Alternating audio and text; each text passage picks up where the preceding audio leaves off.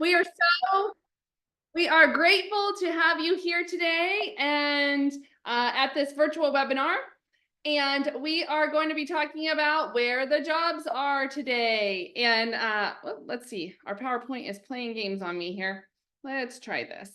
Okay, so we are doing where the jobs are today, and we are going to be talking about national information and data, and also because this program is sponsored by Arizona at Work, we're going to drill down a little bit for people in Arizona, specifically in Pinal County. But most of the workshop will be on a national level today.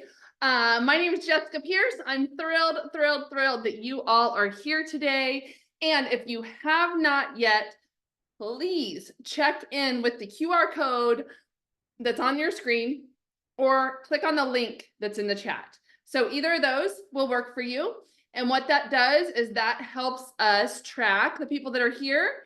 And we will then follow up with an email of all the resources that I'm going to reference today and some additional ones as well. Also, this program is grant funded, and these workshops that we're able to do every month right now are grant funded.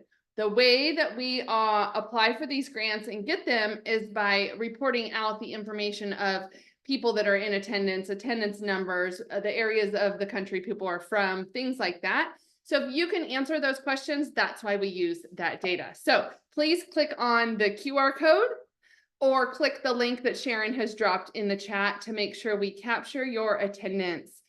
Heads up, Cox, our internet provider is Cox in my area, and they're having problems today. And so it seems like it's maybe a Phoenix metro area issue.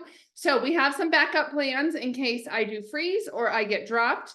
And if I do freeze, I will be alerted by my team, and then I will switch over to my phone and the presentation will be shared by somebody on our team.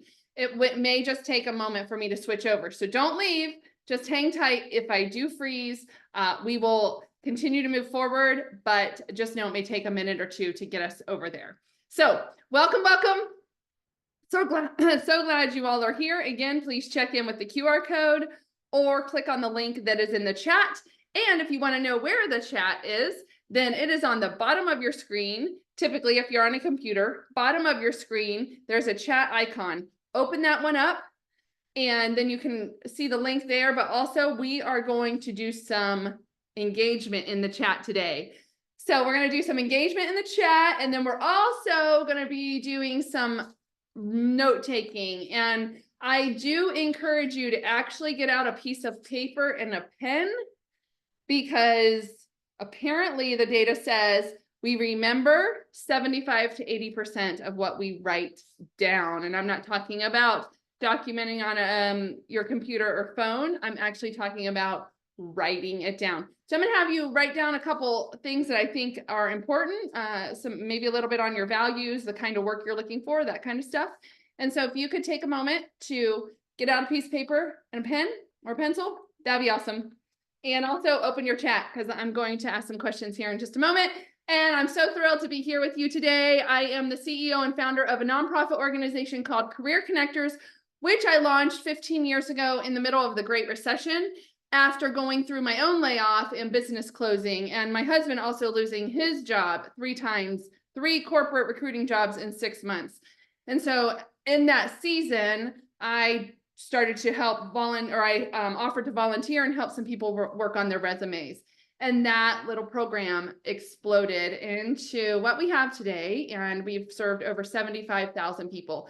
So I never intended to be in this place where I am running a nonprofit organization and fully engaged in job search and workforce development and economic development. That is not what my degree is in. It is not what I had planned when I was working at Intel Corporation, and I was on a career path there. But I'm so grateful for the changes that I did obtain throughout my career, because it brought me to this season, and I would not have done it without that hardship in the process. So if you are sitting in that place today, I can tell you from a place of authenticity and truth that I am grateful that I got laid off would have been 18 years ago. Had that not happened, I would not be doing what I feel called to do in this world. And so that's not everybody's story, of course, but it is mine. And I want you to know that you're not alone, that there are people to help you, and that regardless of what's going on in our world right now, that job opportunities are out there. And I am going to walk you through some of that data today and show you some of the information on what industries are hiring, what is available, and then also how you connect to those job opportunities. We may go live. I have some, well, we are live, but live on the internet to show you where some of the data and the websites are. Might show you a little bit on AI as well, because that's integrated into this presentation a little bit because it's so important. And I'm gonna show you some easy stuff to do to utilize it. We're gonna go live if my internet provider decides to stay consistent for 2 hours. All right, what I would like you to do now is open up your chat and drop in there, especially if you don't have your name on your code, your login, then tell us your name, where you're calling in from. And I would love to hear kind of your target job, and then what is what are you coming up against? What is the hard part of going through, if you're in career transition? What is the hard thing you're dealing with? What do you find the most difficult job obstacle right now? So if you could take a moment and go ahead and drop that in the chat, I would, so we can connect with each other, see where you guys are from, but also see what jobs are targeted. And that will help me as I modify kind of what jobs we're going to look at when we do go live in a little bit.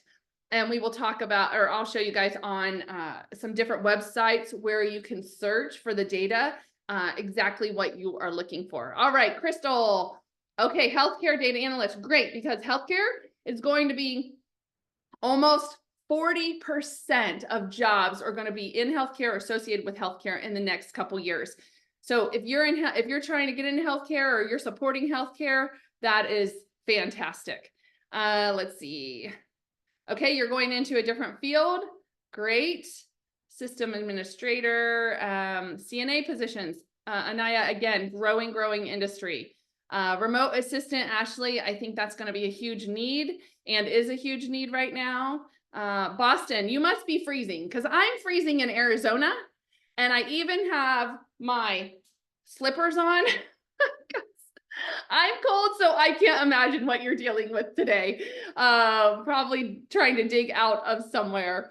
All right, and Jessica, you're doing remote work. Perfect. Okay. Hey, Mary, I have a recommendation for you. We have a great speaker that talks specifically about this and how you can modify and really target the right companies if you're feeling like there's some discrimination going on. And so I will give you a link, and it'll be, I'll give you a link to our webinars and tell you which one it is, because I think it would be very helpful for you to go and watch that webinar. All right. So Chandler, Texas, great. You guys, thank you for engaging. Fantastic. Very good. All right. So the other thing great. Thank you guys so much. The reason I'm looking off my screen is that is where this chat is. Lots of really great companies. Hugh, interested in EV. I'm not sure if you're saying East Valley, but Lucid Motors, they are hiring, and they're the biggest employer right now in Casa Grande. And so that would be a great one for you to connect with. And if you guys want to drop in your LinkedIn URLs and connect with each other throughout the day, electric vehicles, thank you. If you guys want to drop in your LinkedIn URL, that would be great. Then you all can connect with each other, and I would be honored if you would connect with me as well. All right, so thank you. Lots of good stuff here in what you guys are dealing with. So we are definitely going to address some of that today. First thing we're going to talk about is how to be intentional and focused in your job search. Because I believe oftentimes we can just kind of go out and apply for whatever jobs, and oh, I might be a fit for this. Oh, I might be a fit for this. But what happens when we do that is we kind of get scattered. So I'm going to talk about how to become focused, and then we're going to go through some market trends and labor market information. That is the meat of our topic today.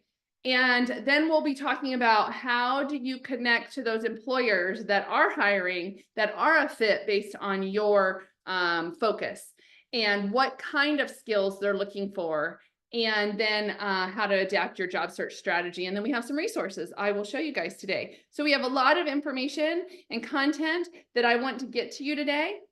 But I also want you to know that this is being recorded and it will be loaded up by tomorrow morning, and you will get an email that has a list of all the resources I talk about today, as well as a link to this webinar that you will be able to play back. So again, welcome. I'm going to ask, I see a lot more people logging in. I'm going to ask Sharon if you would drop in the link again. If you have not checked in, please make sure to check in so that we capture your email address and you get the resources. It really is a bummer when I get an email from people and they're like, oh, I didn't get your email. And then I go look at the database and either their email's not in there or they unsubscribed to our email at one time. And so they can't get the information. And so please make sure that you do check in so we have your current email address on file. Okay, the first thing I want you to do, you know, I said right when I kicked off, go get a piece of paper and a pencil because we're gonna use it right now. And again, I really mean a piece of paper and a pencil or a pen, because you will remember much more what you write down than what you type out or just try to remember on your own. The first thing I want you to do before we get into the data, before we get into the information, is I really want you to think about the values, the most important components for you in your next job. You may be actively looking, like maybe you were laid off or you're coming out of school and you're like, okay, I am actively looking for a job right now. If that's you, if you are actively looking for a job right now, drop a 1 in the chat. So I know how many people on here today are actively looking for a job right now. Okay.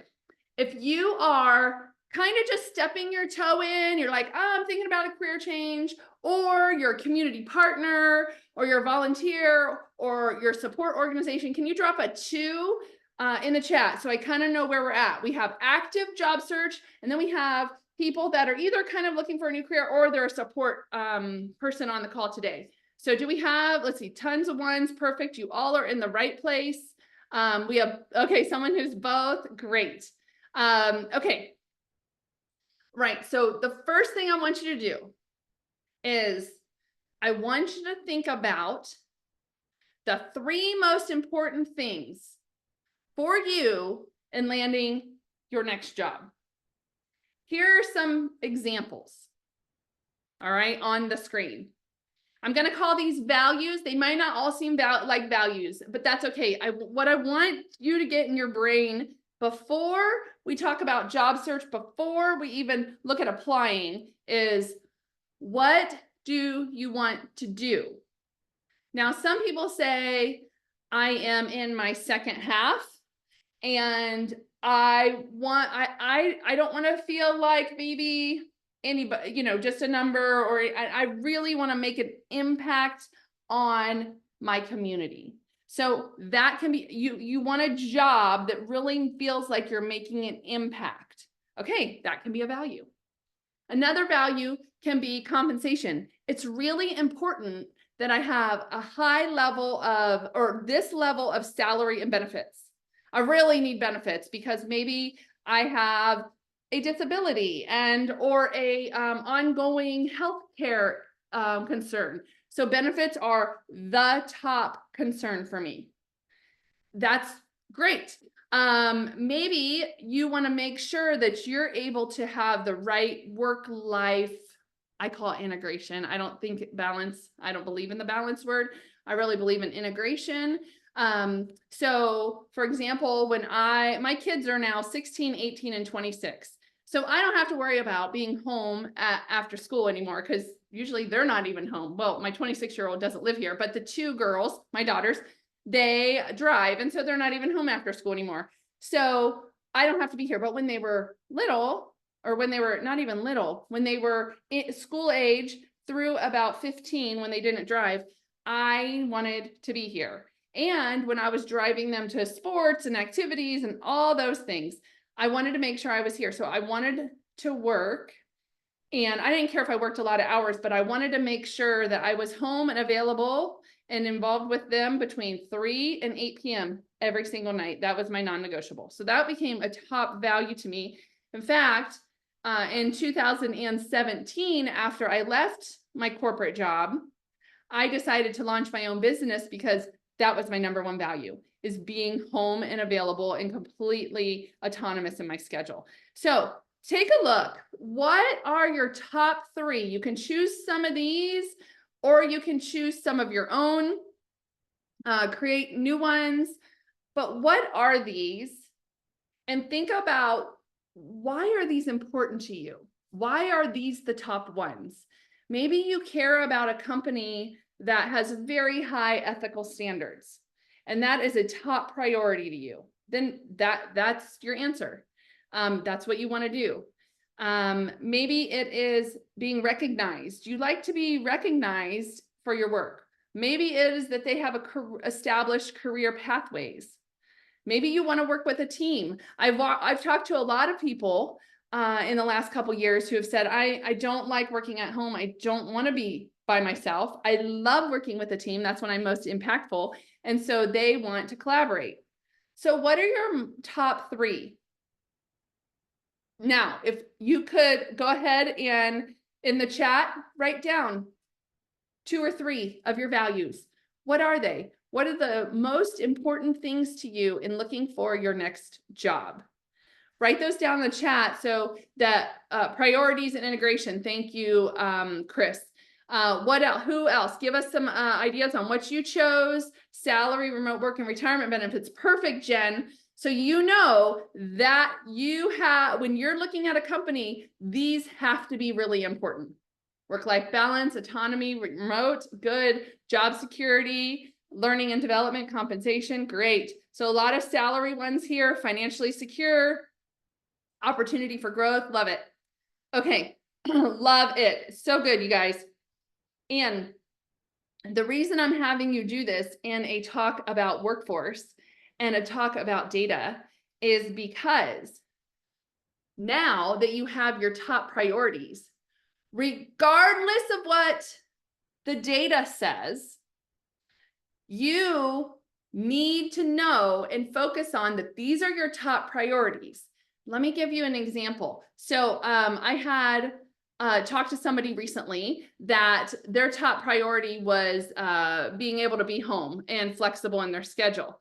And ability to travel. She wanted to travel. If travel is one of yours, that's great. She was okay traveling, but she had on her top was work-life flexibility, so that her travel was limited to about 25-30%. So that was maybe 1 or 2 short trips a month. So she was applying for this job, and we were talking about it, and it was more of a 50 to 70% job, but the compensation was really great, her opportunity to earn a lot of money. And so I asked her, does compensation go on top of your value of being home at this time? She had kids at home. And she said, no, but it's such a great opportunity. So what she ended up doing after she thought about it, she removed herself from that job opportunity, because she was like, if I get that job opportunity and I get an offer, it is going to be really hard to say no. And then she'll take that job, and then she would hate her life because she would be traveling up to 70% of the time. And so it's super, super important for you to get crystal clear on what your top priorities are when you are looking for a job, before you go off and start applying for all these wonderful job opportunities. So make sure, and I love what you guys, so make sure you have written those down. And as you are applying for jobs, you're keeping those in mind. Hey, I'm applying for this job, and it says that the salary is 38 to 50. And you know, the lowest I can make is 62. Do not apply for that job. You are going to go through the whole interview process and get so frustrated when the offer comes and it's 41. There is no way to negotiate up to 62. So get really, really clear. If they do not offer remote opportunities, and that's one of your top 3, and you must be remote. I saw a couple people say remote is essential. Don't apply for that job. Focus on the jobs that are a fit for you. So many people focus on jobs that or apply to just anything or apply to jobs and hoping they'll be a fit or the company will like you. This is a two-way deal. And I know some of you feel like, well, I need to take anything, I need to pay the bills. But if you get crystal clear on what you want and where you're going, then it becomes much easier to find the job opportunities that are a match for you. All right, good job, you guys. Let's jump into the market stuff. All right, so we are dealing with a gig economy, the global economy, and the digital economy. And so we've seen significant rise in the gig economy. And when we say gig economy, we're talking about people who are willing to consult, contract, pick up side work, pick up gigs. So the data tells us that about 50% of people in the United States have or will have some type of freelance contract gig work by the end of this year. That can be, you have a full-time job. I have a full-time job. I am the founder and CEO of Career Connectors. And I also have about 4 other things. I have a consulting firm that I have great clients. I've been working years and years. I run a rental business out of my home. So we have all these little gig things. And then my husband and I love to invest, and we're really getting into that and learning it. So there's a whole bunch of different things that we do, and it is so accepted. In fact, Gen Z, which is coming, is in the workforce now. Many of them, 60% is the number, 60%, up to actually 62%, sorry, 62% prefer gig work, prefer contract work than they do a full-time opportunity. And a lot of that is because their priorities are flexibility, travel. They're young and ready to go do stuff. And they don't have to be stuck at a job. I know that, and I don't know if any of you are like me in this way, but my generation, I'm Gen X, and my generation, most of us, I think, were told, go to college, get out of college, get a good job, and then you can stay there and retire. That's kind of what we went into the workforce learning. And the reality is that has changed so much. When I walked into Intel, I was 24 years old, and I am like, I am going to retire here. I was so excited to be there. It was my #1 choice for a company. Was so excited to be there. And then about 10 years later, our entire department got laid off. And so I'm like, oh, okay, better have another plan. And so that's the gig economy is significantly growing. Also, the global economy is continuing to grow. I know we have an administration right now that is making a lot of changes. So we don't know what that's going to look like or feel like, or, who's going to be affected by that in which way.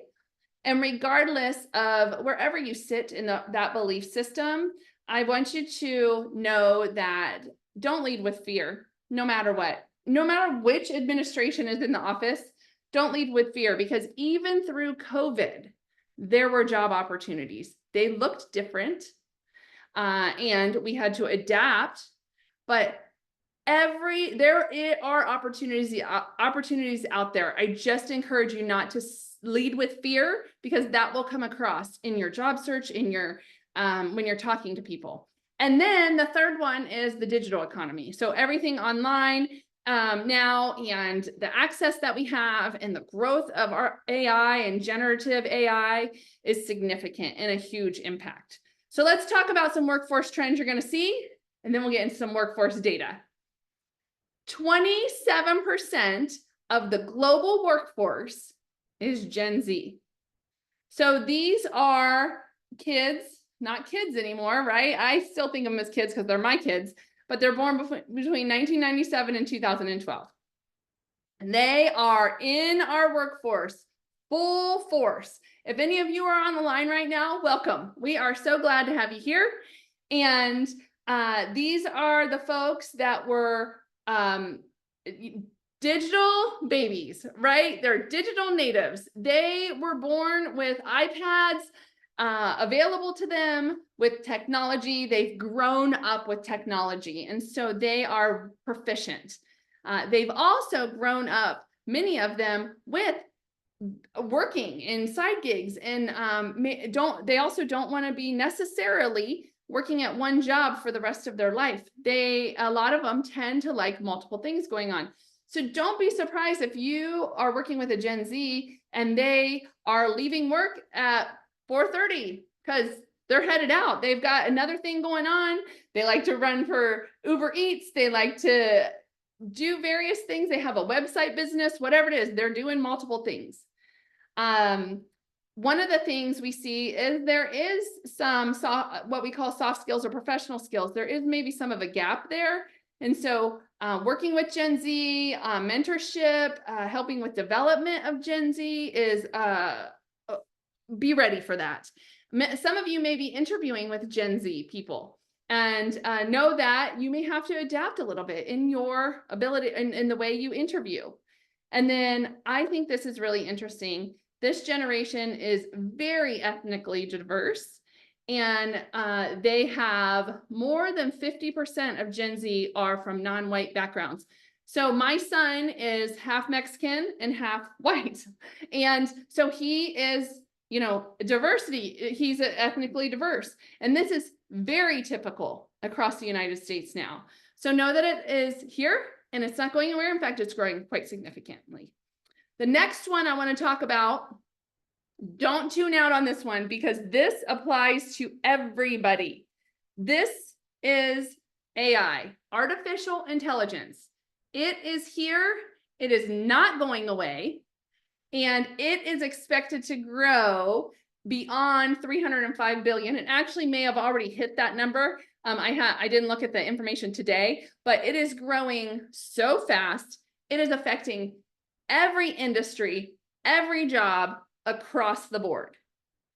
And it might sound like foreign language to you right now, but it's one of the easiest things to understand and to wrap your arms around as long as you will try it out. And so it is flooding the workplace. I sat in a meeting a couple months ago with a whole bunch of executives. I live in Arizona, and I was sitting in with the city of Phoenix, and a whole bunch of executives in the city, not in the city of Phoenix was there, but a whole bunch of executives of large corporations were in the room.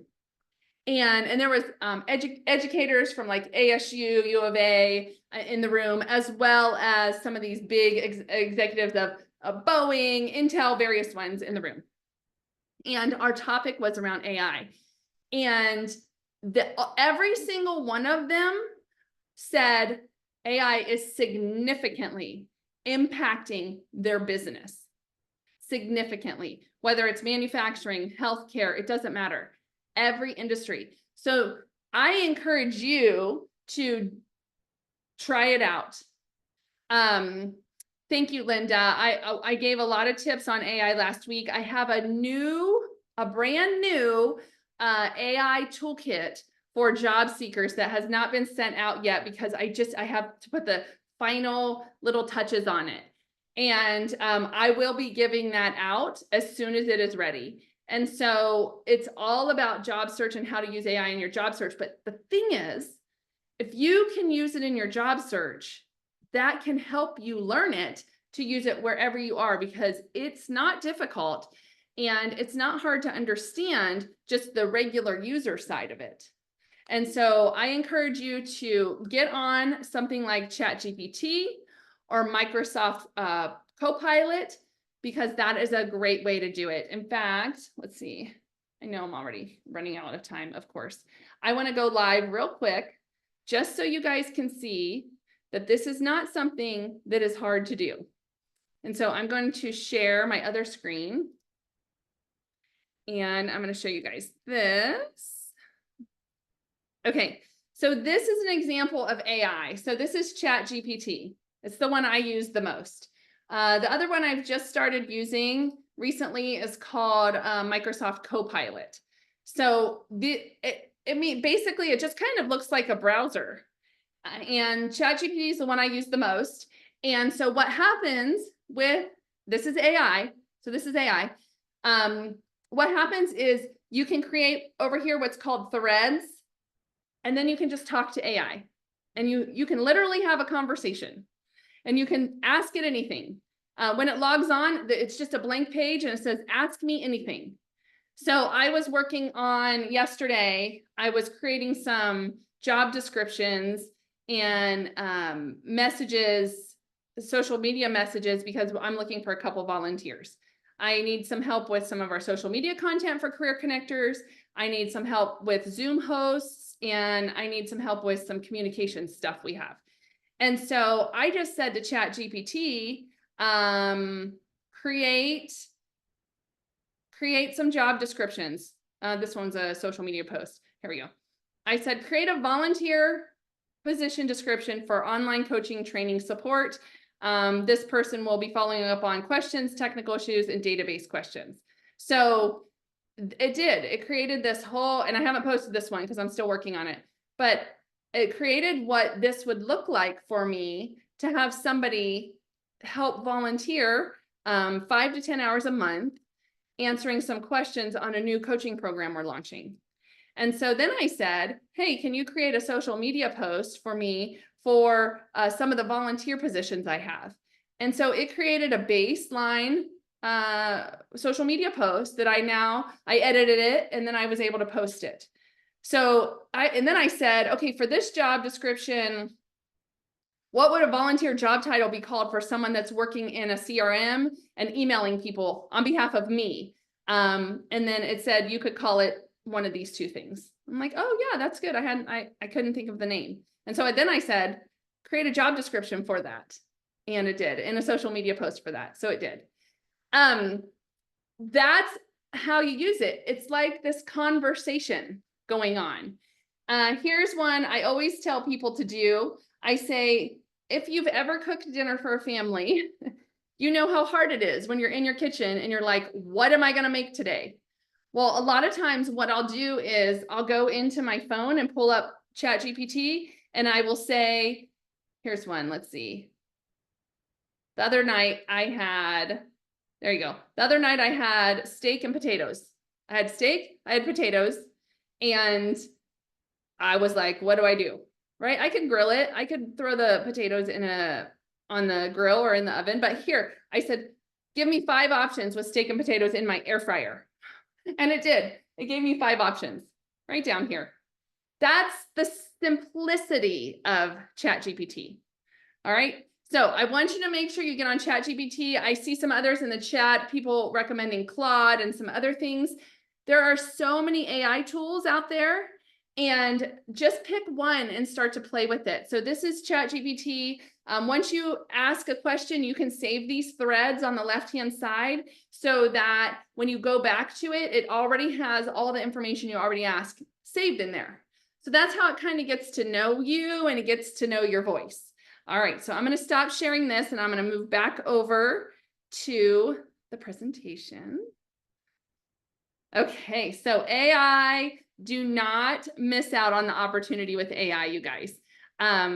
Yes, Vicki, you can save your AI information.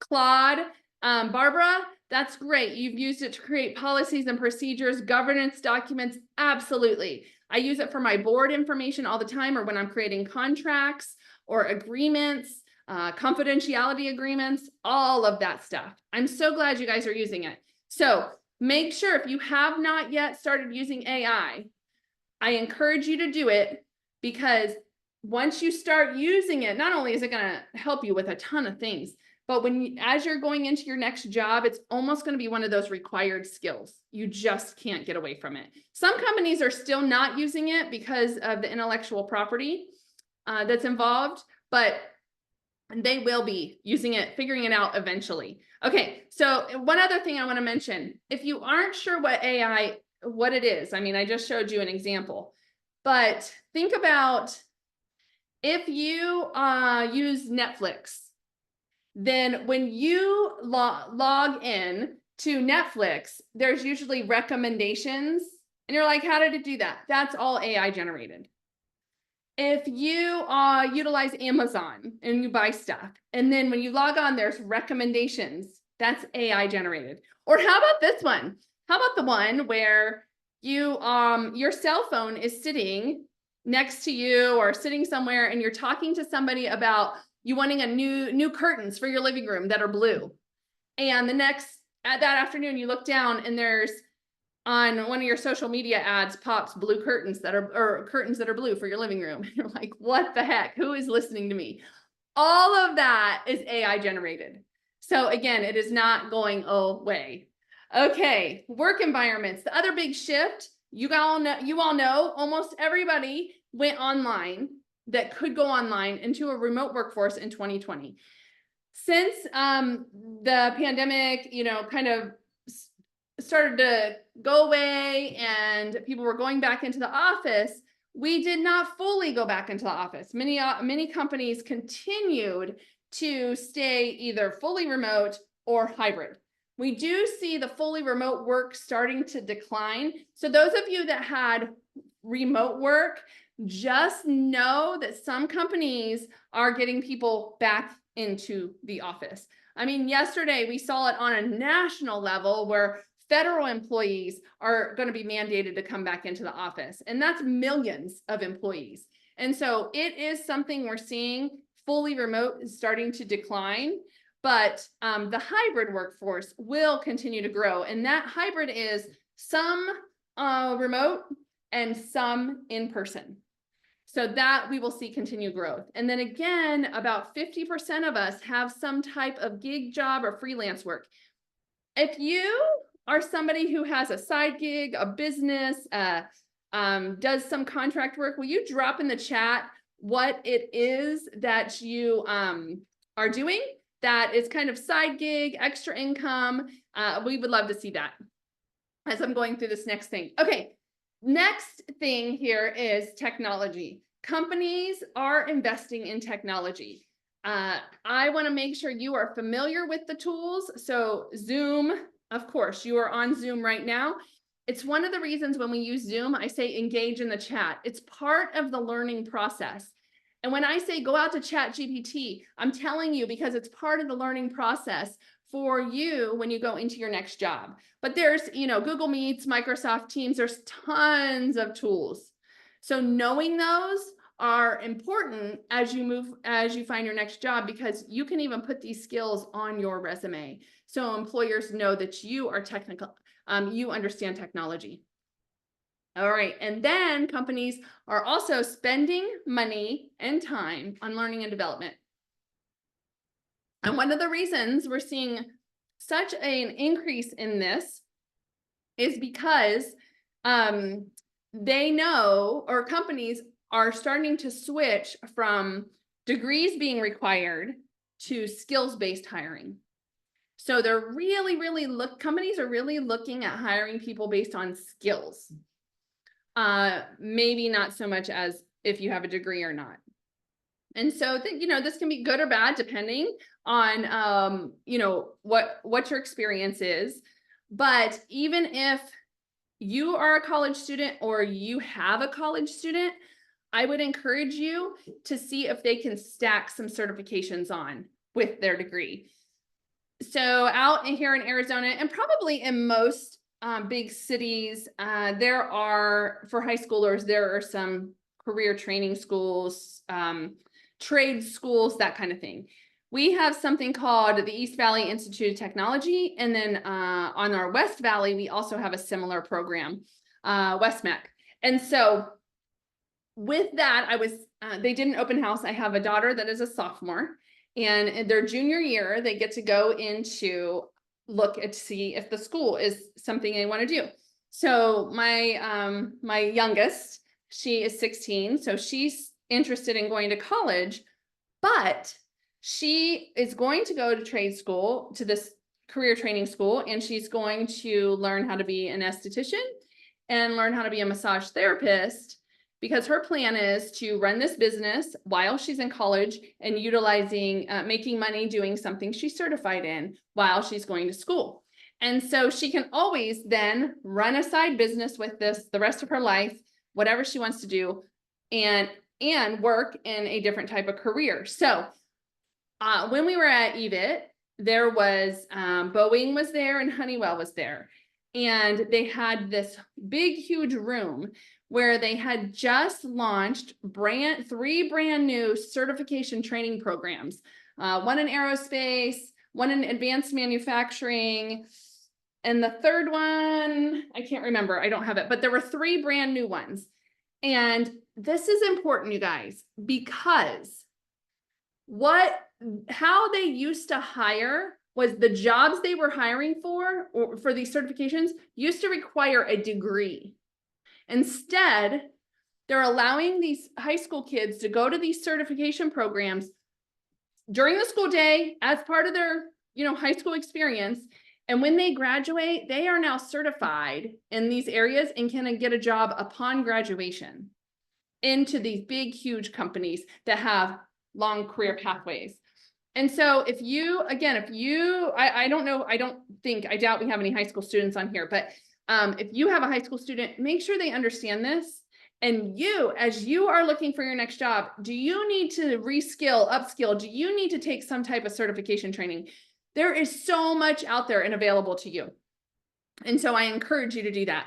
And this program itself is being sponsored by Arizona at Work, Pinal County. Pinal County has a ton of resources to help you identify where you want to go and training opportunities for you. So if you're in Pinal County, thank you for being here. Make sure you're involved with your career services group. And I have contact information for all of them as well. And that you will get in your follow-up email, and you'll see at the end of this presentation. And so make sure you are getting the skills that you need to move forward in your career. Okay, and then there's a huge focus on mental wellness, and companies are interested in this. This is another big shift since 2020. We're hearing numbers like 60% have high or moderate burnout. I did a talk last Friday, in front of a whole bunch. There was about 200 workforce professionals in the room, so people that help people get jobs. And I was talking about how you continue to stay motivated and passionate about the work we do because it's a lot of times, it's a lot. There are people telling you what they're going through, what they're going through, and your heart just breaks day after day.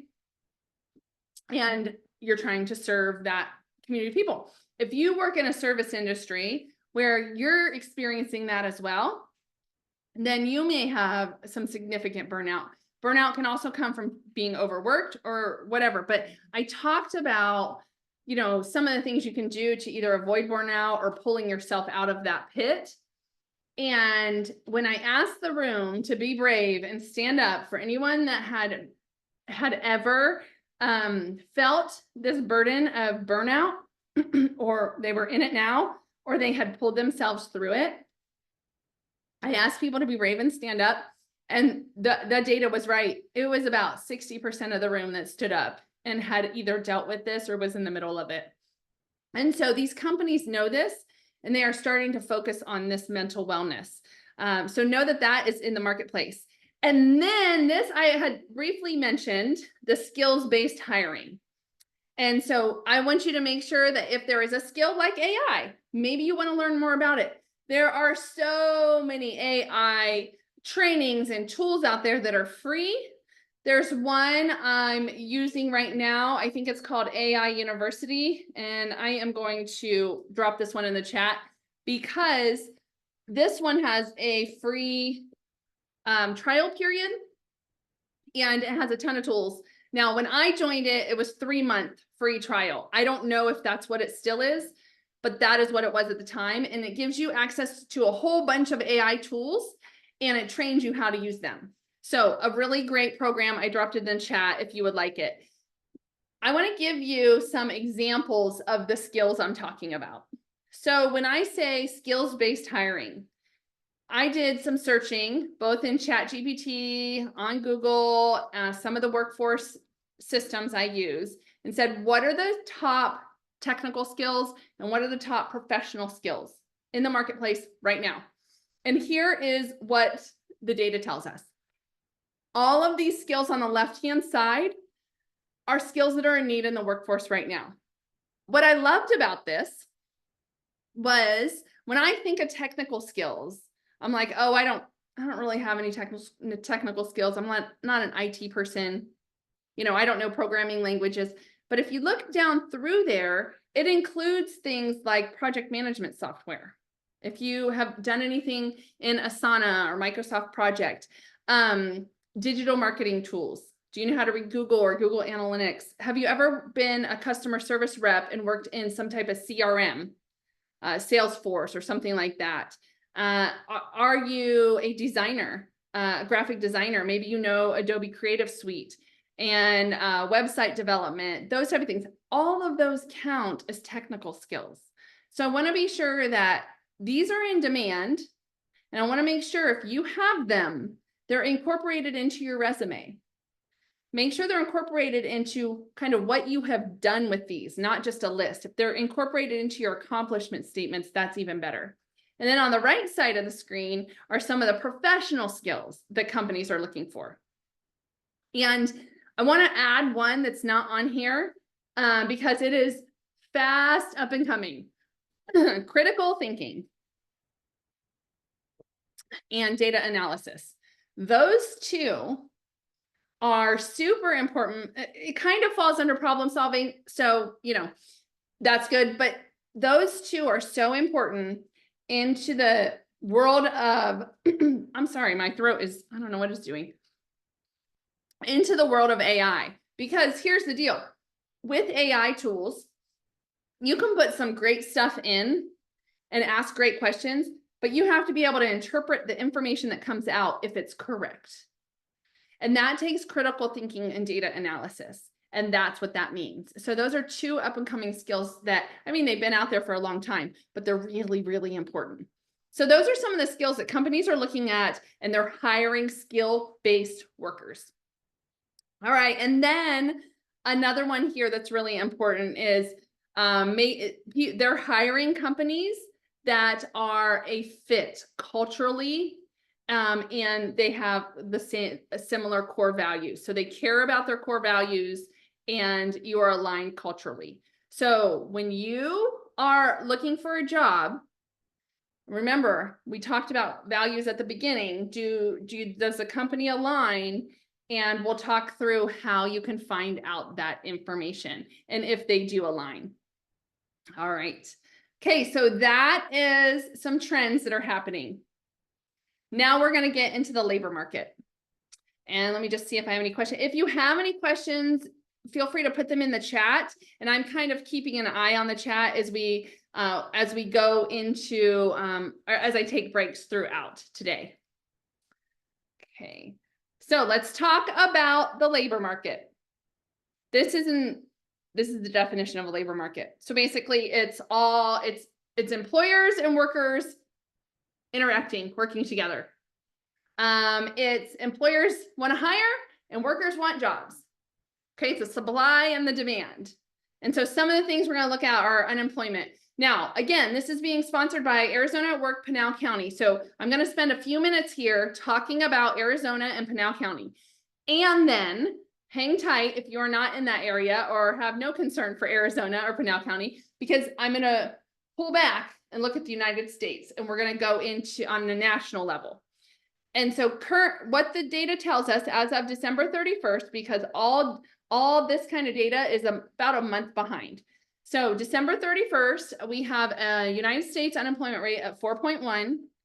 Arizona is at a 3.8 and Pinal County is at a 3.9. So this is what unemployment looks like across the board right now. However, I also understand that this number probably doesn't matter to you because you're like, it's me. That's 100%. So, but I do want you to understand and see this number because it tells us that the unemployment rate is pretty low and there are jobs out there. So that's important to understand. Pinal County, just some information for you. The median wage is right around $48,000 and your population is creeping up on 500,000 people. Pinal County is in a significant growth pattern for people and companies. And if you live in Pinal County, you know this, they're building everywhere out there. And it's such a humongously large county in Arizona, and you are spread way out. So you may not see all of that, but all the way from Maricopa, the city of Maricopa, Casa Grande, through Florence, Santan Valley, out to Apache Junction, there is growth everywhere happening. And so lots of growth for you and lots of companies coming. And here, Arizona, here are your growing industries right now. Now, these are the percentage changes from an annual basis. Our largest growth area is in education and in health services. And most of you will probably understand that and know that Arizona is a growing state, and we need educators and we need health services to support the growth in our state.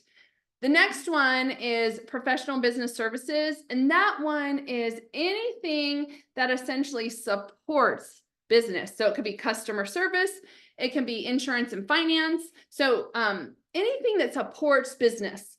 And then we have manufacturing, some technology there, trade. And so you can see those are the growing industries. And I am going to show you guys how to look this stuff up for your state, Arizona, but also every other state that's represented here. We have Texas, California. We have a whole bunch of states on the line today. I am going to show you how to look this up for your state. Now, this data is from pulled through year over year, and they go from June to June. So it's only through 2004 or 2024, but you can see that the increase of jobs, we increased by 66,200 jobs in that time frame. And again, healthcare at the top. And so we are, whoops, sorry about that. There we go.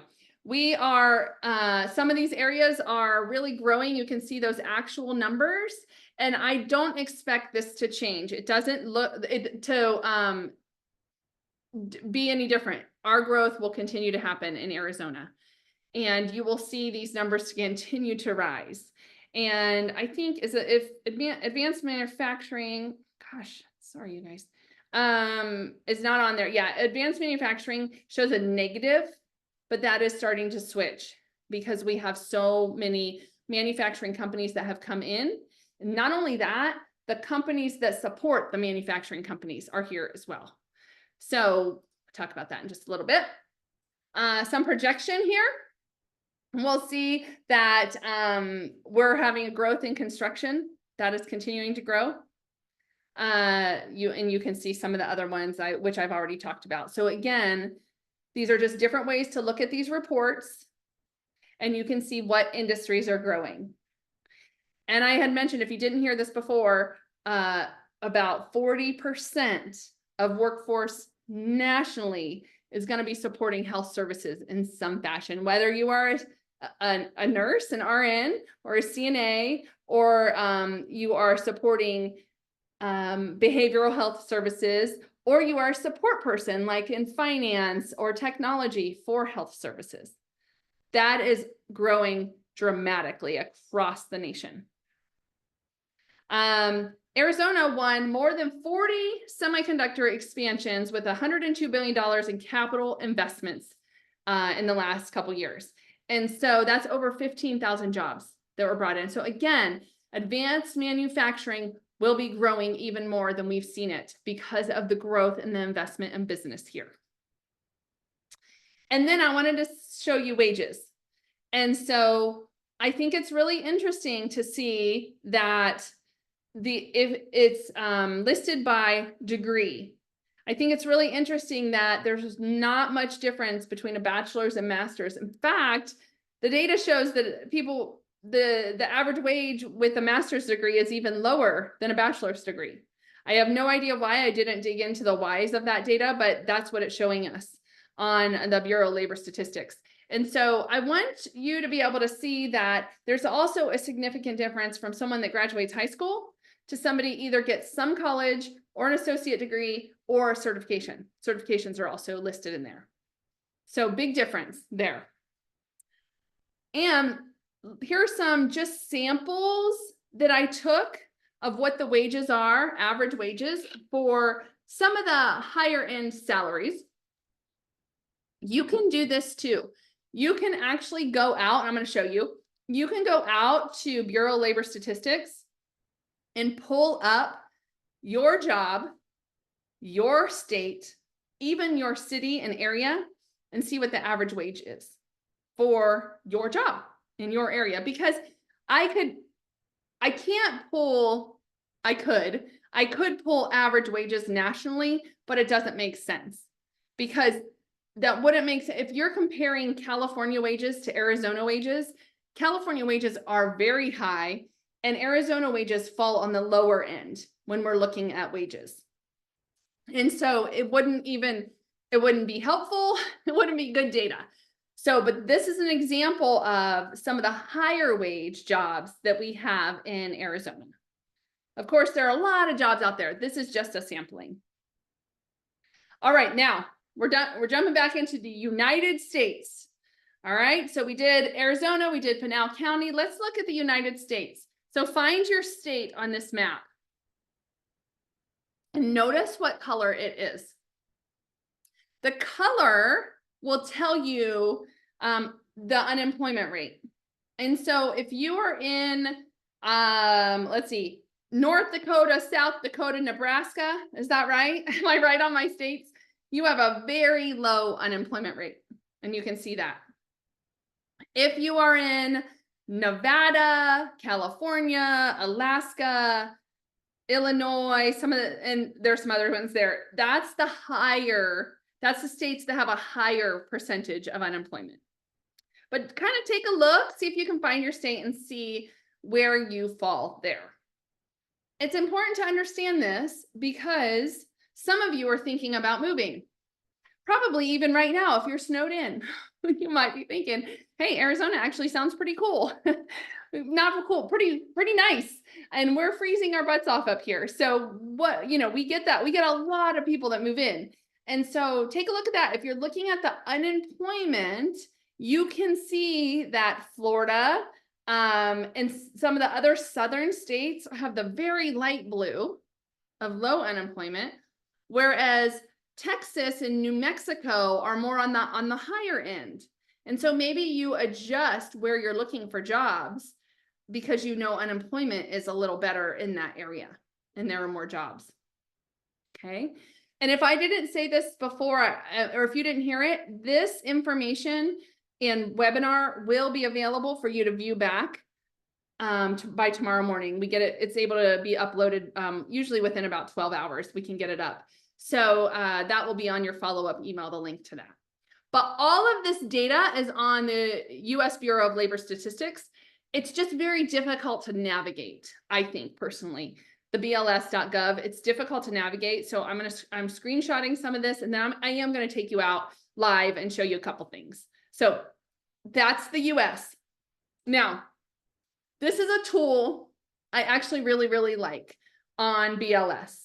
And this is what I'm going to jump out and show you live. So this tool set has you look at different occupations, and you can search for your own. You can look at different areas like what are the highest paying, what are some of the new jobs, and you can even look at it by the occupation groups on the left-hand side. So let's go ahead, and I'm going to move my share over to the other screen. Okay, so we are out here now on the other screen. This is bls.gov/OOH, Occupational Outlook Handbook. I think they redid did this page because I did this presentation a couple months ago and could not find anything like this. So I don't know if this is brand new, but it's really, really helpful. So let's take a look. Let's go into some of the highest paying occupations. So it's going to dump you into some of the highest paying occupations. And this one is just on a national basis. And so you can see it's a lot of doctors, right? A lot of healthcare. In fact, is that what I picked is healthcare? Let's see. Nope, that's just in general. That is some of the highest paying occupations are going to be in healthcare. And again, it's growing super fast. And then let's go into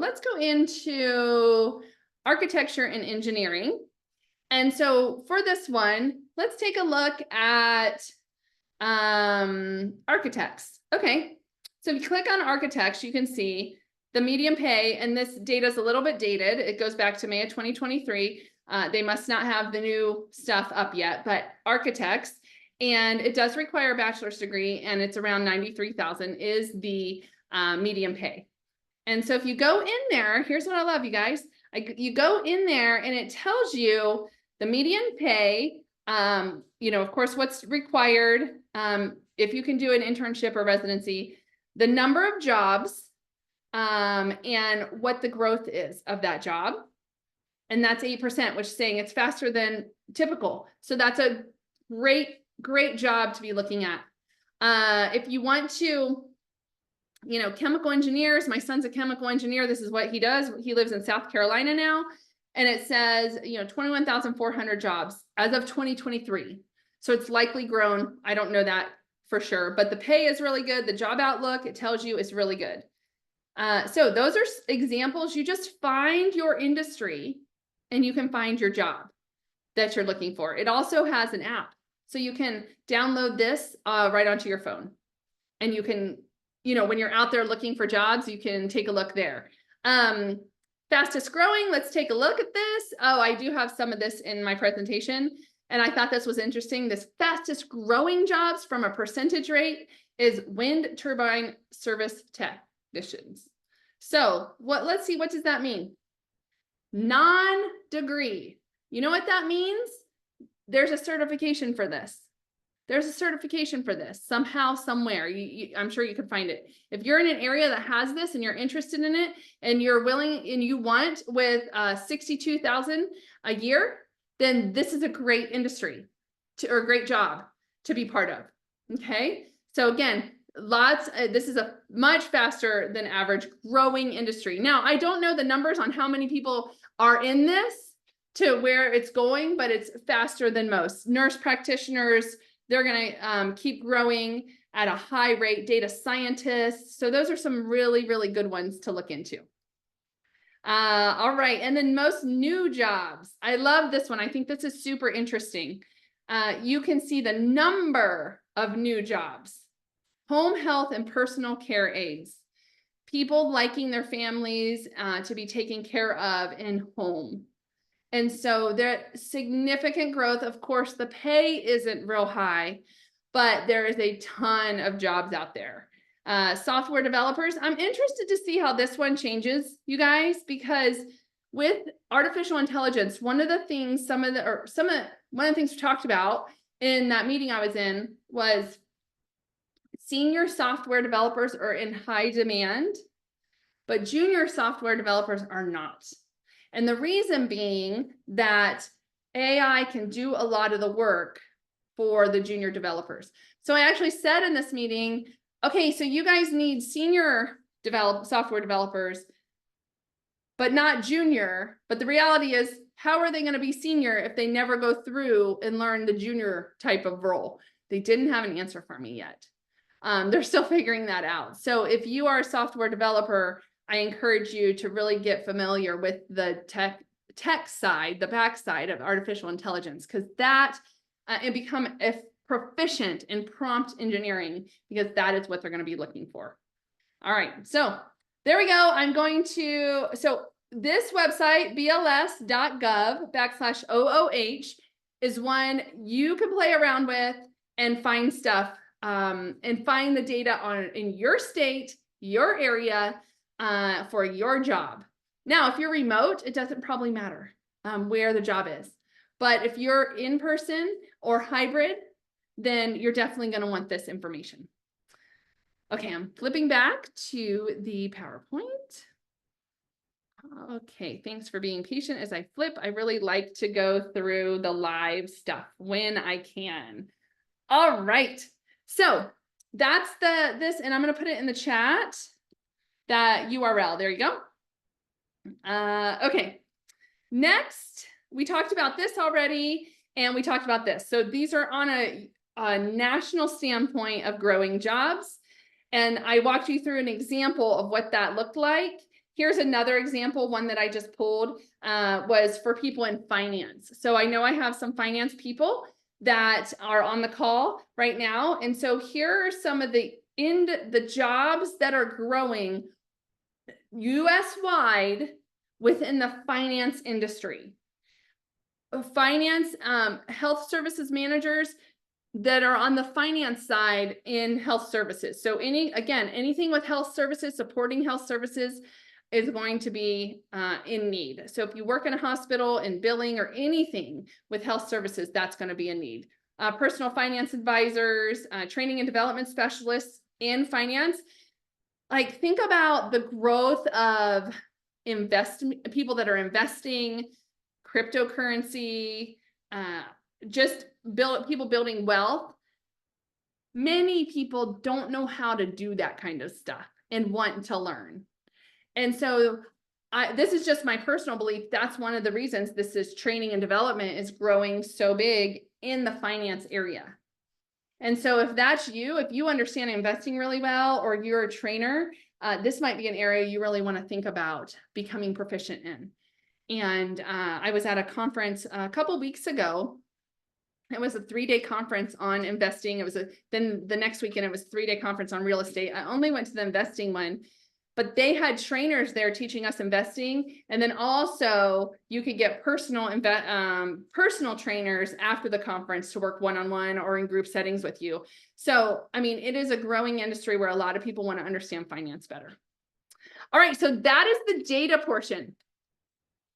And I want to move over to now, you have your values, right? You wrote out your values at the beginning of our talk. Now you understand what areas are growing, or you at least understand how to go find out for your particular area. So values, the areas that are growing. Now we want to look at employers. What employers are hiring based on those things, the values that I have and the growing industries. And here's the thing, you guys, if you've attended any of my stuff before, you've probably heard me say this. If you're going out and applying online and just applying to anything, the likelihood of you getting an interview goes down. But if you take your time and identify your values, the type of companies you want to work for, and the list of employers, and you go after that list and you start networking after that list, and you apply to jobs that are jobs you want with employers you want, your likelihood of landing an interview goes up. So I really want you to focus on those going up opportunities, the higher percentage job opportunities. So now let's take a look at employers. One of the things you can do, again, this is for Arizona, since it's being sponsored by Arizona at Work, Pinal County. So Arizona, these are the largest employers in Arizona. Okay. We have a website called Office of Economic Opportunity. And on that Arizona Office of Economic Opportunity, basically that website is our governor's office website that has anything to do with economic development or workforce data. Each of you that are in whatever state you are in, you likely have something similar. I'm not going to say it's exactly the same. I don't know that. But what I do know is you likely have something similar. So what I would do if I were you is I would go out to your browser and just type in either Office of Economic Development, Florida, whatever your state is. something like that, or governor's office, Florida. So it will get you to the site that you need to get to. The other thing you can type in, and I'm going to put it in the chat because it's call letters. You can type in WIOA, Florida, your state, WIOA, California, because WIOA is a law. It's called the Workforce Investment and Opportunity Act. It is a law, a federal law. And from that federal law, they each of the states gets an allotment of money to help with job services. There's a lot of stuff under that law, but that's essentially what it does. Helps with some type of job services. Every state gets some of that fund. And so if you type in WIOA in your state, it will get you to that site that has a lot of this economic development and workforce data. So that's how you will find lists like this. The largest employers and ones that are growing. This is for the Phoenix metro area. I think this is a really cool stat. The top 20 employers in Phoenix metro area account for 14% of all the jobs. The state of Arizona and Banner Health and Amazon are our largest employers for the Phoenix metro area. But that is a lot of job opportunities. And then in Pinal County, for you, the county is the largest employer, but I saw somebody on the call that's from Pinal County and talked about Lucid. So again, they are a large employer, and there's a whole bunch of other employers listed there as well. And again, you can go out to your browser and find this out. You know where else you can find this out? Pinal or ChatGPT. Actually, you guys, let's just do a little test here. I am going to go back and share my other screen. I wish there was, I think no, there's not a way. I always try to just flip screens and share, but it doesn't allow me to do that. So I'm going to go share my other screen. Somebody in the chat, can you put a city, a state, or a county that you are from, that you live in right now? And I am going to ask ChatGPT a little bit about where you're from. Okay, we have Westboro, Massachusetts. Okay, so can you tell me, I hope that's right. I'm going to show you live because I want you to see that you can do this. Can you tell me the largest employers in Westboro? Let's see how we spell this. I know nothing about, Kevin, I know nothing about where you live. So that's a really good because it'll test us to see if what I'm telling you is true. In or around Westboro. Okay, so sometimes it takes just a second to populate. And let's see what it's telling me. So it's right now it's just thinking. And it will give us an answer here in just a second. So the cool thing is you don't even have to go to, oh man, I hope my internet's not clogging up because I told you let's try again. Let's try again. I told you guys my internet was spotty today, and watch it just as I'm going live. It's gonna hold up. Okay, it's starting to build. Okay, there we go. So it's going to tell me here are some of the largest employers. And Kevin, I know nothing again about this area. So can you tell me, do you know some of these companies? Do you think this rings true that these companies are some of your larger employers? And then I'm going to ask, can you tell me what companies or industries are growing in? Okay. And let's try this one. So he said, that looks right. Those look like, some of the larger companies in my area. So let's see now in what are some of the companies or industries that are growing in central Massachusetts.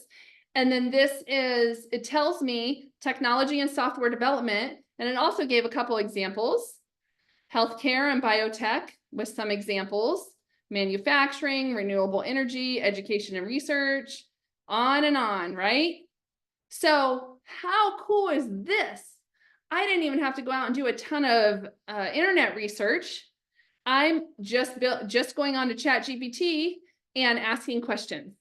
So that's what I want you to do. I want you to go into something like ChatGPT because this is where you can do your research. Now, you have to kind of look at it as, okay, you have to evaluate. You have to use those critical thinking skills of, is this true? Because if I look at this and go, oh, you know what? I think that industry is not growing right now. For example, if you're like technology, is a lot of areas technology is kind of flat right now, and tech people have been getting laid off. And so you're like, okay, if technology is growing, what am I missing here? It says it is, but I need to go validate that somehow. Because sometimes the information that comes out of some of these AI tools is not 100% right. So you need to know that. You need to be able to use your critical thinking skills. So thank you, Kevin, for that one. Let's look at Dallas, Texas is a large one. So what are some growing industries and jobs in Dallas, Texas? This is a big metro area, so we should have some additional really good information from this one. And Tanya asked about this one. And so let's see what we have. Technology and IT, and there are some examples. Healthcare again, biotech is a good one.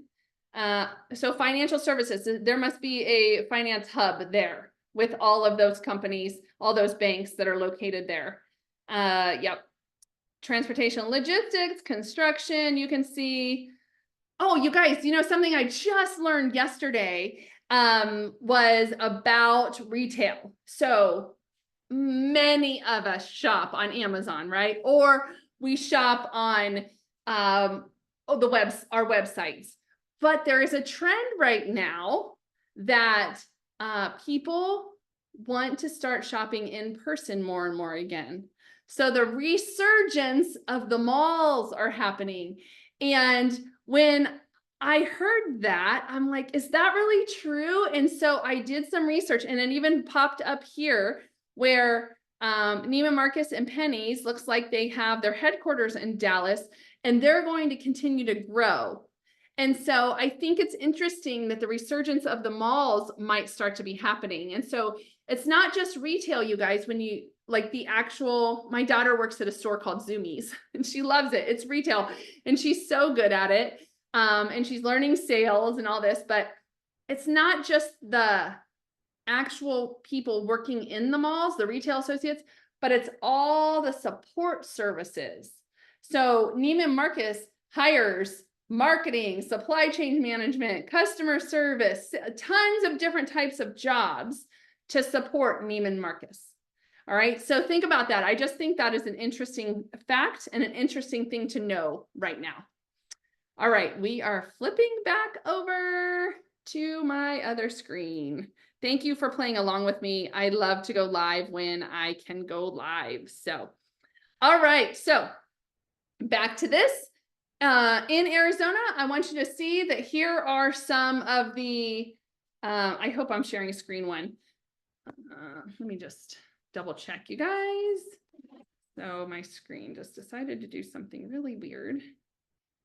And I'm going to share screen one.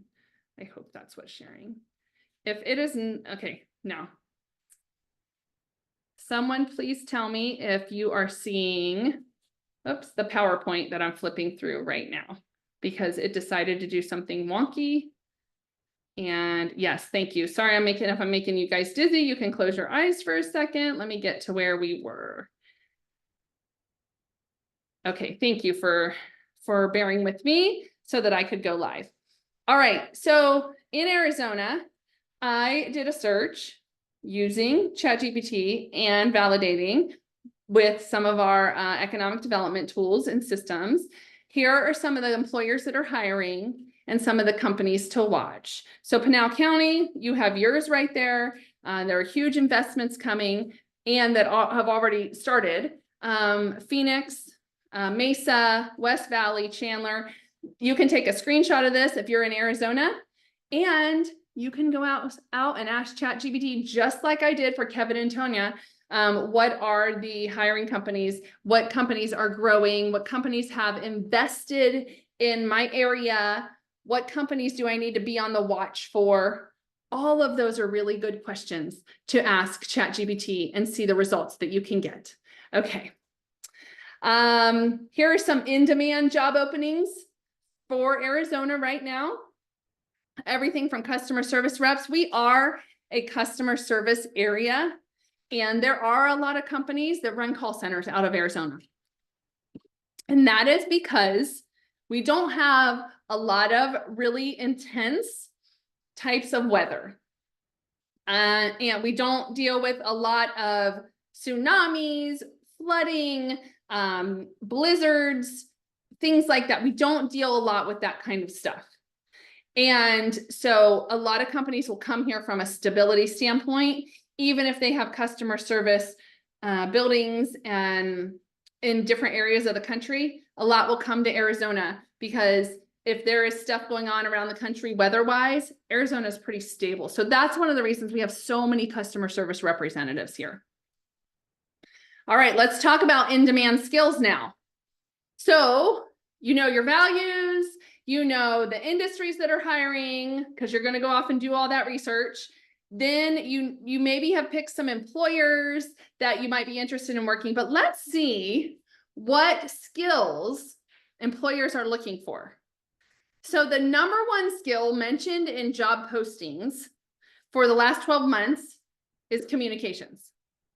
Communications, being able to communicate with people over the phone, of course, in person, on email, giving presentations, all the ways that you can communicate with people. Can you do it, and can you do it well? So make sure that if that is not a strong suit for you, that you start talking to some people or you get some actual training around the communication skills. It's really important. Customer service, management, operations, you can see down the line some of the things that are really important. And this is US wide. These were the answers US wide. Specialized skills.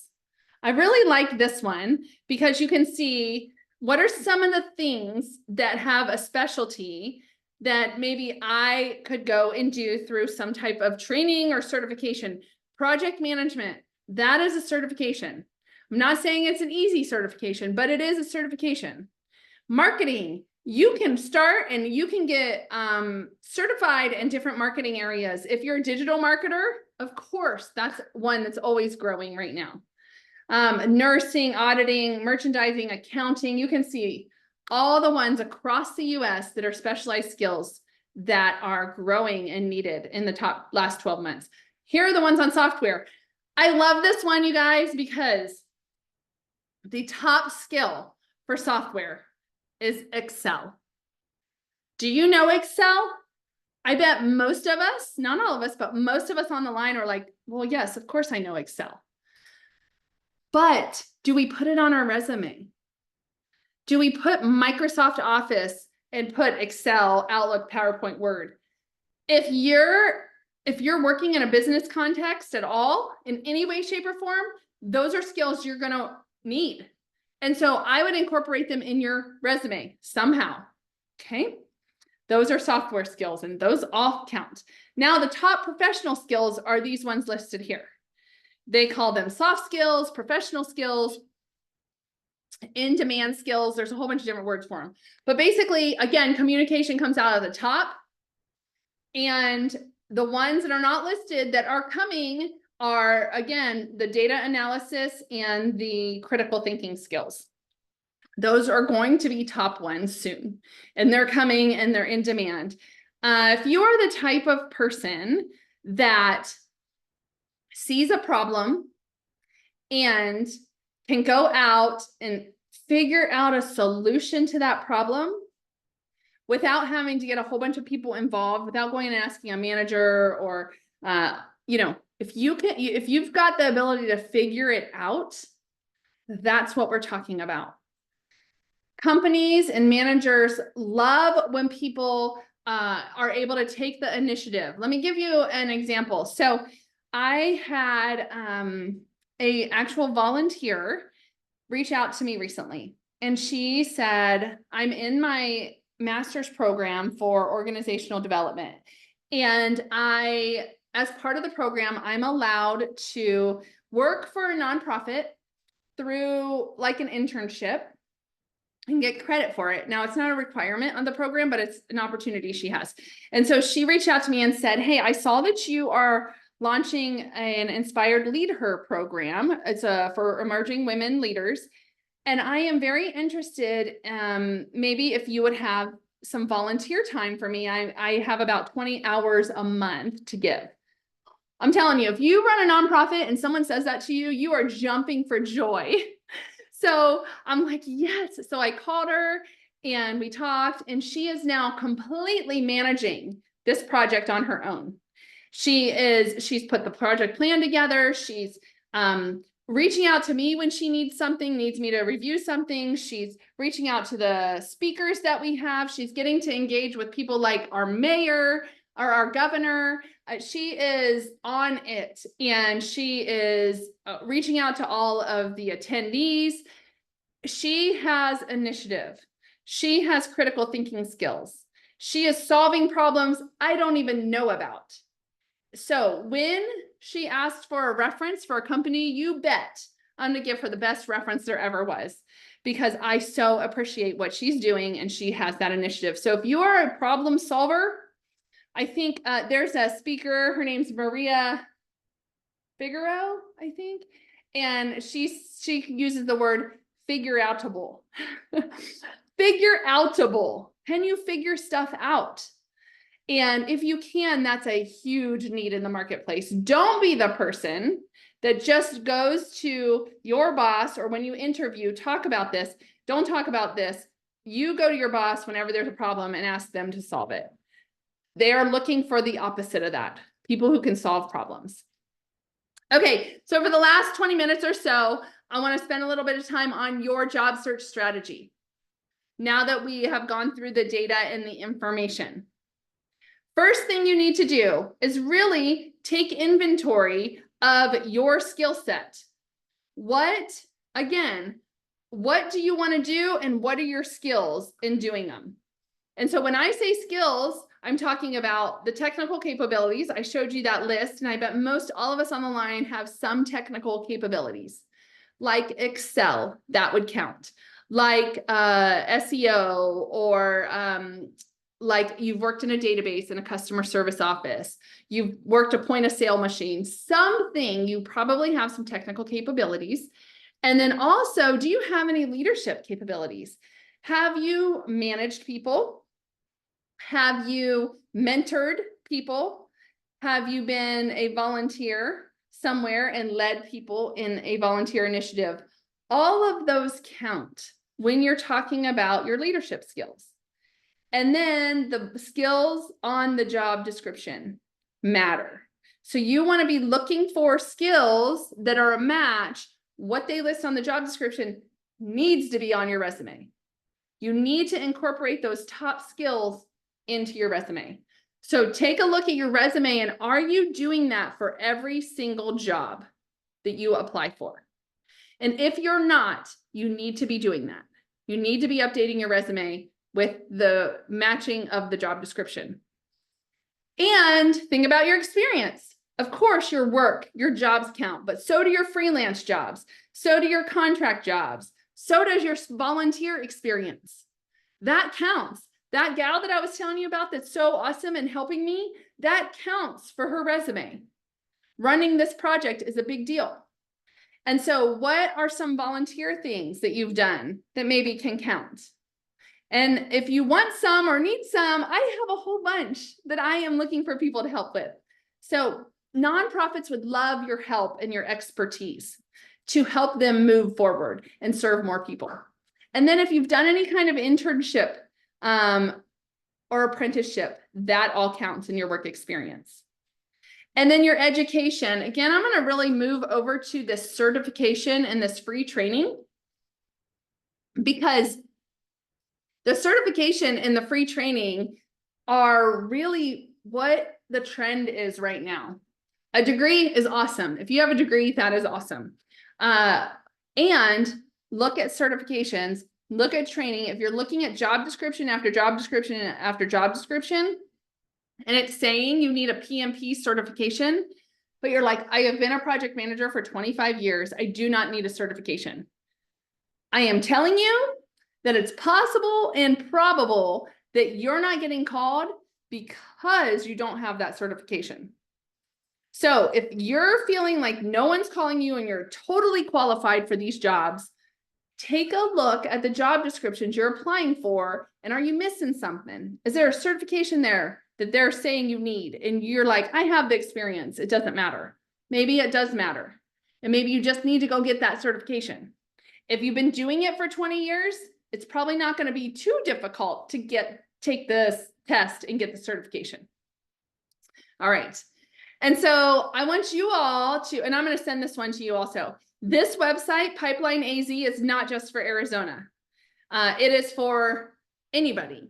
And what I love on this, there's two things. They do a great job of helping you see career pathways. And they also have some assessments on there you can take. So I would get on there if I were you, especially if you're not sure about kind of where you're going or what you want to do. Take some of those assessments and take a look at those career pathways, because they do, again, they build it pretty good there. The hiring, the job match side, the companies hiring, that's listed out there. But again, I would focus mostly on that career exploration side. It's a great tool to use as you're searching. All right, so now once you know kind of you have a strategy here. This is the market. This is the marketing side. How do you do more research? Arizona, here are your options. These will be included in the email that I send out. But Arizona Office of Economic Opportunity, again, if you're in another state, type in New Jersey Office of Economic Opportunity into your browser or into ChatGPT, or ask ChatGPT, is there a website for New Jersey workforce and economic development data? You can ask it those words. Eller Economic and Business Research Center is a great one for Arizona, and so is GPAC. So those are really great research tools that I will include in your email going out.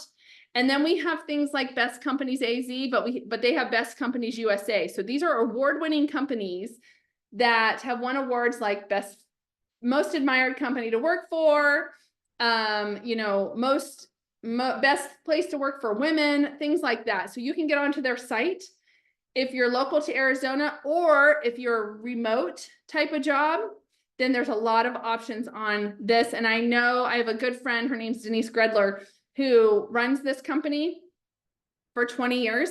And she actually helped me start Career Connectors. And so this is legit. They do a great job with the companies that they support. And here's just a sampling of some of the companies. They're not a staffing firm at all. They just have these profiles up of award-winning companies. So it's a great place to do some research. And you may have one for your state as well. You can take a look at that. When you do, figure out your list. So if you have not taken the action item yet to create a list of 10 to 20 target companies, I want to make sure that you do write that down and you make a list of those target companies, because the more clear you get, the more crystal clear you are on the job that you're looking for, the easier it is going to be to have people help you connect to that job, have people help you connect to that company. So this is an example of some of the company research you can do. So now that you know that industry is hiring and you found some companies that you think could be a possible match, you need to do some research. And so with this company, Achieve, I love to use them because it's kind of surprising. So they're a debt consolidation company. That's essentially what they do. Now, when we hear debt consolidation, all of us are like, ugh, yuck.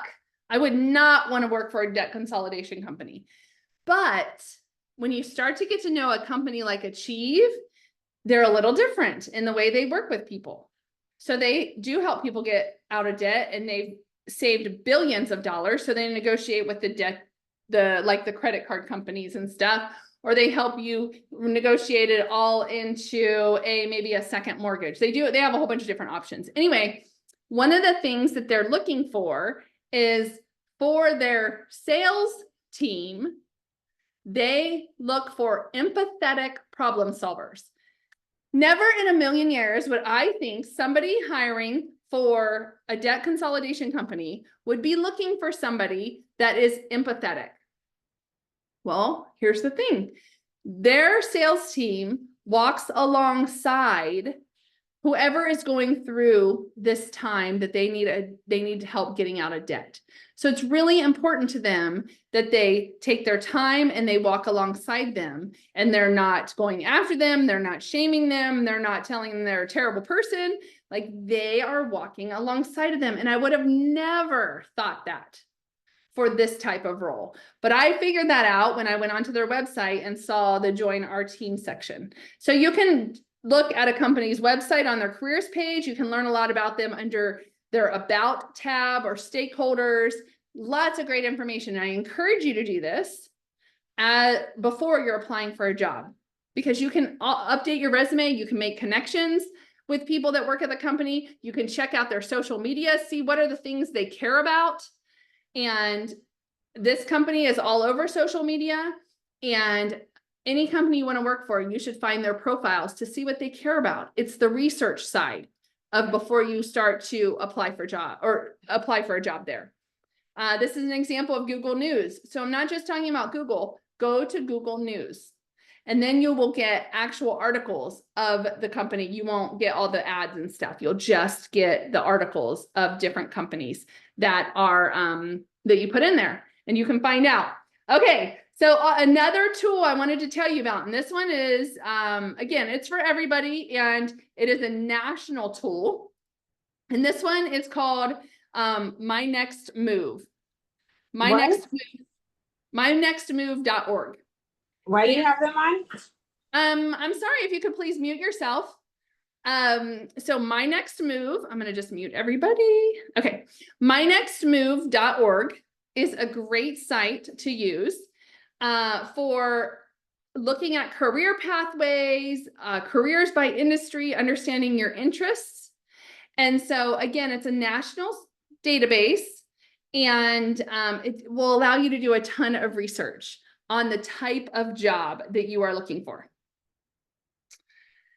And then lastly, I could not end a session without talking about networking, because if you know me at all, you know that networking is the best way to land a job.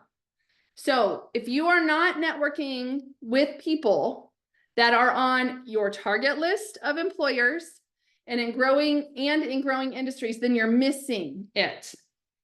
You're missing it. Step away from Indeed.com for a minute. Think through your strategy and start connecting with people that are connected to companies, are in places that the companies will show up, that are in that sphere of influence for you.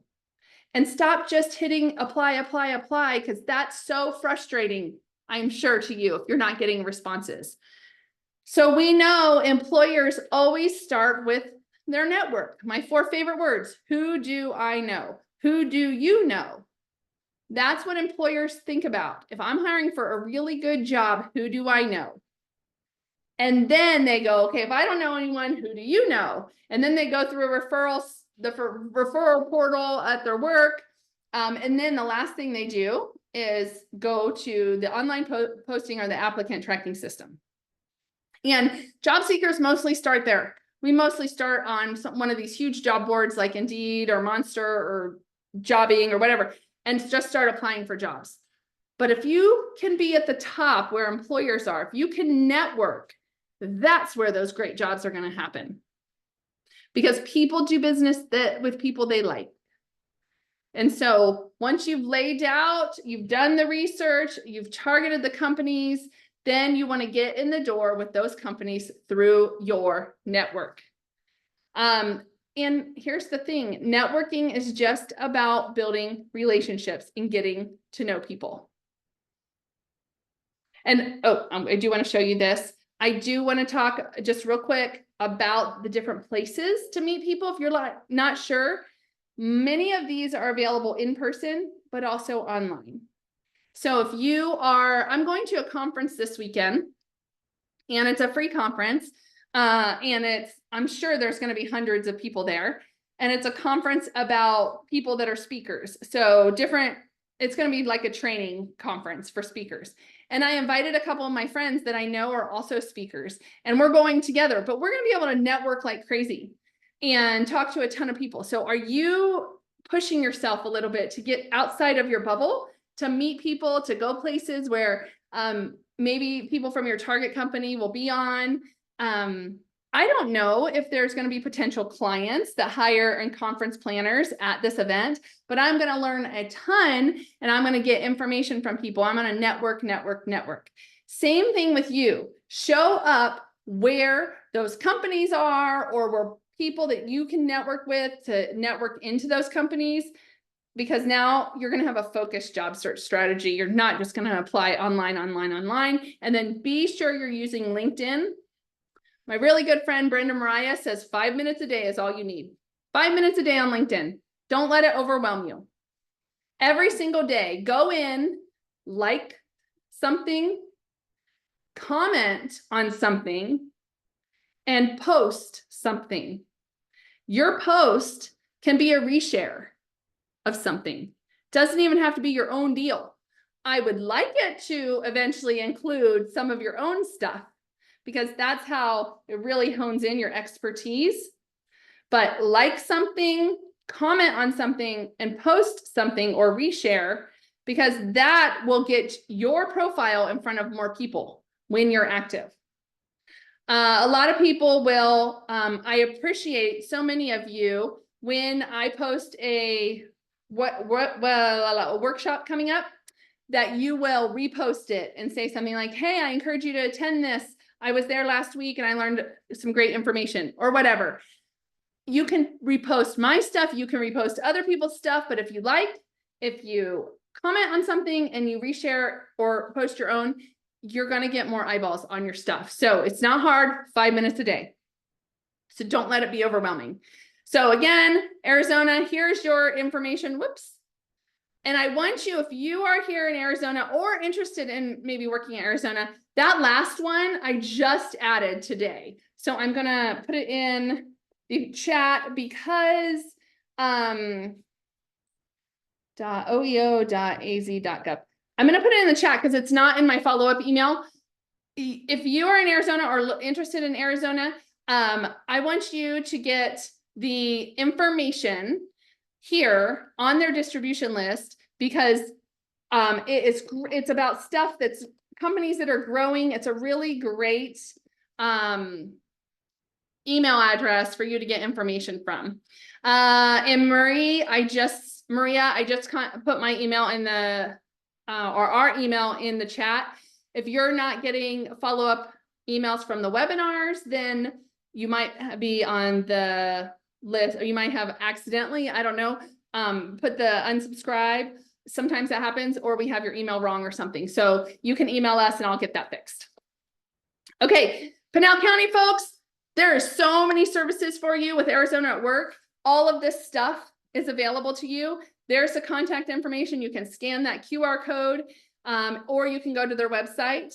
Thank you again, Pinal County, for offering this for everybody. It's so kind. We were doing in person, but because Pinal County is so big, it was hard to get a lot of people to come to the in-person ones. So they decided to offer all of these online, virtual, and then said, well, we can open them up to anyone who would like to attend. So kind. Thank you for doing that.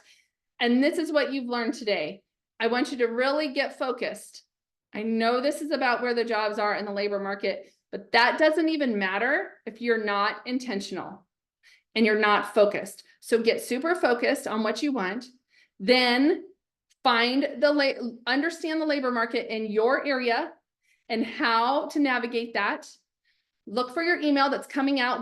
We'll have a whole bunch of those links I provided to you.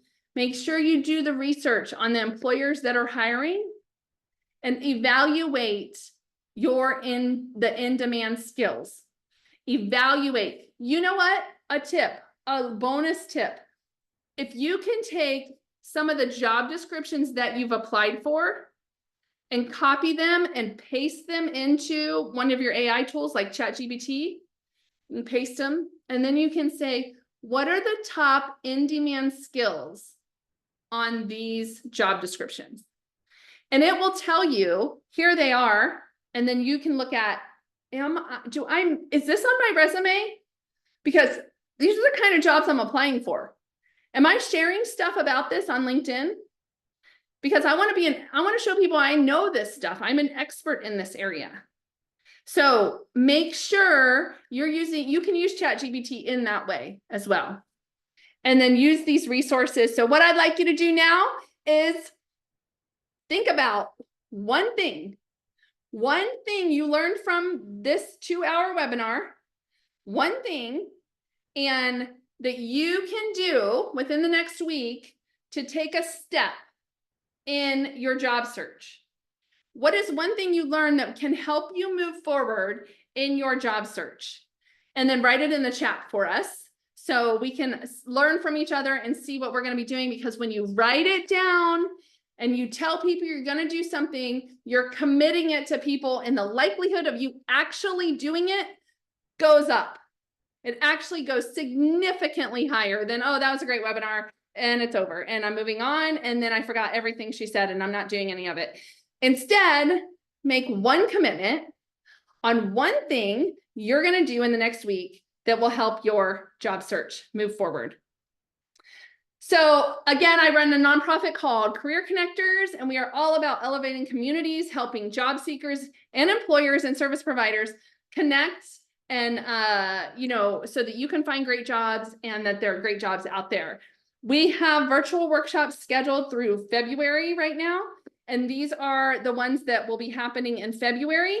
If you haven't attended Lori Norris's resume writing workshop, I highly encourage you to do that. She has some great information and tips on resumes. And then we have a job search essentials coming up. Brenda Mariah, who I mentioned earlier, is going to be doing networking and branding. I'll be doing an interview prep. So we have some great workshops coming up, and you can register for any of those. And I hope to see all of you on February 6th, one of our big events we do. And we're going to have a couple keynote speakers. This one specifically is going to be talking about how to measure your impact and demonstrate your values to a company and how to have joy in that process.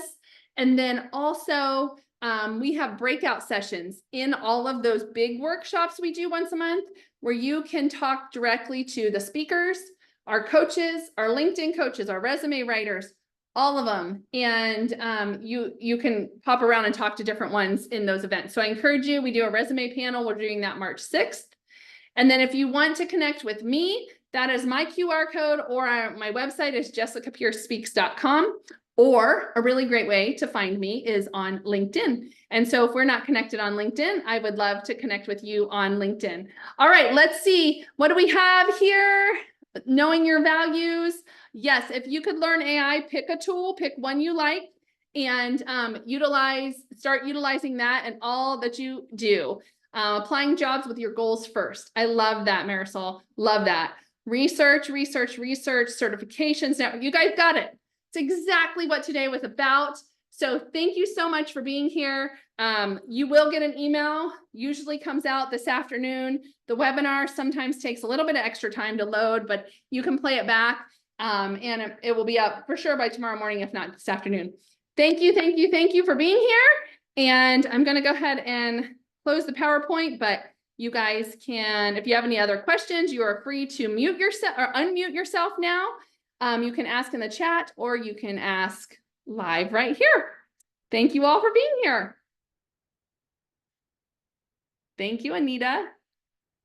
Thank you, Lourdes. Thank you, guys. If you have any questions, feel free to unmute yourself. I can hang out for a few more minutes. Thank you, Elizabeth. Hey, Jessica, it's Hugh Scott. Hi. I put it in the chat, but I know you were wrapping up, so you might not have caught it. I'm actually been getting a lot of emails from recruiters about international jobs Okay. and companies I've never really heard of. So I'm doing my own independent research on them. But what is your feeling or what is your understanding of the international job market? Because there are a lot of folks, especially for project managers like myself, Mhm. that are looking for project managers, they're looking for business analysts, um, and they're jobs that you can do remotely anywhere in the world. And Yeah. my wife and I have decided to eventually, in the next 6 to 10 years, move out of the US when we retire. Um, I'm interested in start looking at those opportunities now, but I'm curious, do you have any insight into any of that? Um, let's see, how do I say this? Walk through it. I think you're doing the right thing by walking with caution. Um, I wish I had a really easy answer for you. Because we do know there's a lot of, spam type stuff out there. You have to be really careful about. So definitely doing the research. You're going to have to, to see what is out there. And when somebody reaches out to you, you have to vet them. Yeah, these are jobs that are actually posted on LinkedIn. That's why I started even researching them in the first place, is because it came from LinkedIn and because the job itself is actually posted on LinkedIn, several of them. So then what I would do if they're on LinkedIn, I would see if you can see who posted it and that they have a legitimate profile, because you should be able to see who posted it on most jobs. But also I would find that company and go out to their website and make sure that it's a legitimate company. Their jobs are posted there. Like that's another way I would do the research. So there's no foolproof way, but though, and then also you can go to Glassdoor.